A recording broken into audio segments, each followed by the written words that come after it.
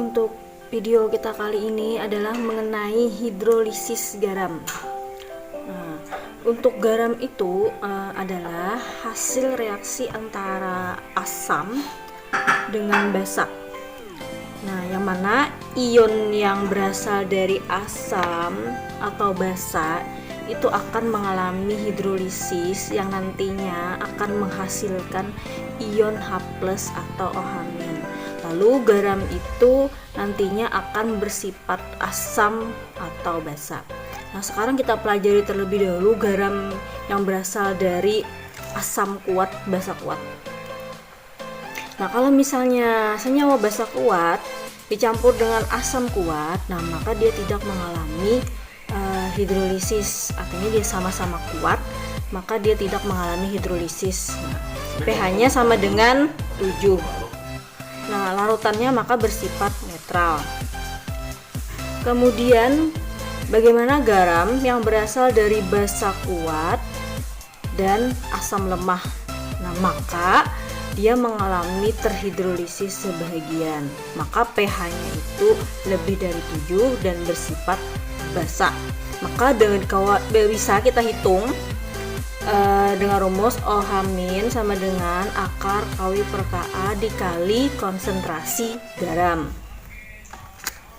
Lanjut, garam dari basa lemah ditambah asam kuat itu akan mengalami hidrolisis sebahagian dengan pH-nya itu kurang dari 7 dan bersifat asam. Kalau bersifat asam, maka dicarinya adalah H+ sama dengan akar KW per Kb dikali konsentrasi garam. Nah, lalu bagaimana garam itu yang berasal dari basa lemah, asam lemah, sama-sama lemah, maka dia mengalami hidrolisis sempurna.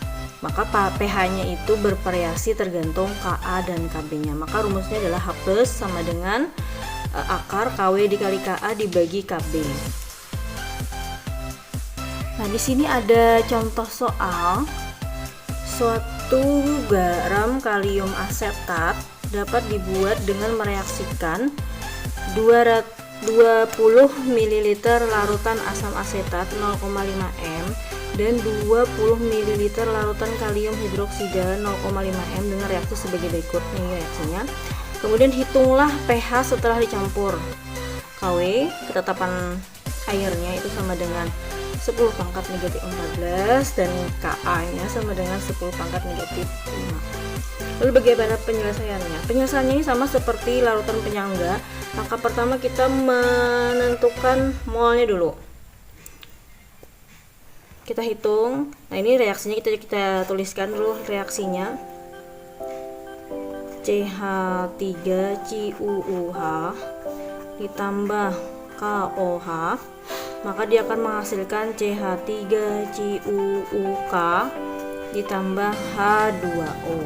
Nah, sekarang kita cari molnya, mol mula-mula. Nah, kemudian pada waktu bereaksi dan sisa. Nah, seperti ini. Kita cari terlebih dahulu mol dari CH3CuUH.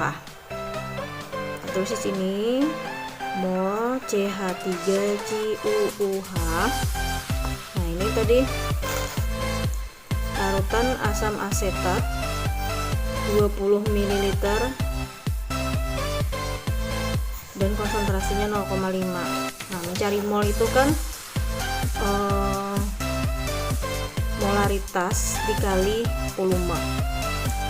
Molaritasnya tadi 0,5 m dikali volumenya 20 ml, maka sama dengan 10 ya, 10 milimol. Nah, sekarang kita cari lagi mol daripada KOH. Mol KOH sama rumusnya molaritas dikali volume. Molaritasnya berapa? Molaritasnya di sini 0,5, volumenya 20 ml. 0,5 m dikali 20 ml, pasti sama dengan 10 milimol. Nah, lalu kita tulis di sini mula-mula 10 milimol untuk CH3COOH-nya, kemudian KOH-nya di sini 10 milimol. Nah, sekarang kita tulis di sini untuk pas bereaksinya 10 milimol. Sini 10 milimol. Sini 10 milimol. Nah, kita kurangkan. Nah, ini habis ya. Sini 10 milimol. Ciri-ciri daripada larutan hidrolisis itu yang tersisa hanya garamnya nih. Nah, nih kalau larutan penyangga itu pasti ada sisa di sini. Nah, tapi bila hidrolisis hanya tersisa garamnya saja. Nah, sekarang kita lanjut ke rumusnya. Nah, di sini kita lihat ini merupakan asam lemah dan ini merupakan basa kuat. Nah, kalau asam lemah basa kuat, kalau asam lemah basa kuat, maka dia mengalami hidrolisis sebagian pH lebih dari 7, maka lautan bersifat basa. Maka kita menggunakan rumus OH- akar KW per KA dikali konsentrasi garam. Sekarang kita tulis rumusnya. OH- sama dengan KW per KA dikali konsentrasi garam. Nah, pertanyaannya berapakah konsentrasi garamnya ini? Nah, maka kita hitung terlebih dahulu konsentrasi garamnya. Jadi konsentrasi garam sama dengan, kok mencari konsentrasi itu kan mol dibagi volume. 6 mol garam dibagi volume total. Mol garamnya ini tadi. Nah, 10 milimol dibagi volume totalnya tadi berapa? Nah, dalam reaksi ini volume totalnya itu adalah volume total. Di sini kan tadi 20 ml asam asetat ditambah 20 ml kalium hidroksida. Nah, maka 20 ml ditambah 20 ml maka sama dengan sini 40 ditambah sama dengan sini 40 ml. Jadi 40 ml kita tulis ini 40 ml. Maka sama dengan di sini 0,25 m. Nah, sudah dapat ini, kita ke sini. Lanjut ke rumusnya sama dengan KW tadi 10 pangkat negatif 14. Walaupun nanti misalnya di dalam soal tidak diketahui, kalian sudah tahu bahwa KW itu adalah 10 pangkat negatif 14 dibagi 10 pangkat negatif 5 ya, KA nya 10 pangkat negatif 5 dikali konsentrasi garam. Di sini 0,25 m. Nah, sekarang kita hitung secara matematika. Nah, sekarang kita hitung matematikanya. Kalau 25 ini kita bisa tarik akar nantinya.